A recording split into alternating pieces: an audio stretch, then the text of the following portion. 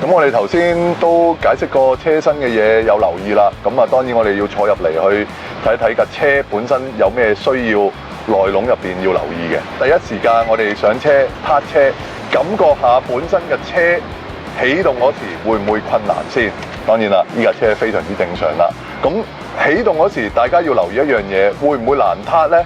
同埋會唔會死火，同埋個轉數唔穩定呢？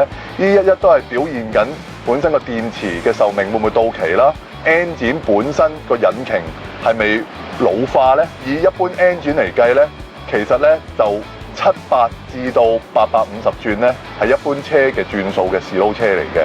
咁但係有啲 V 型嘅 engine 呢，佢本身嗰個轉數係會比較低嘅，個設計嘅問題。一般嚟講係維係住大概650至到700轉到嘅啫。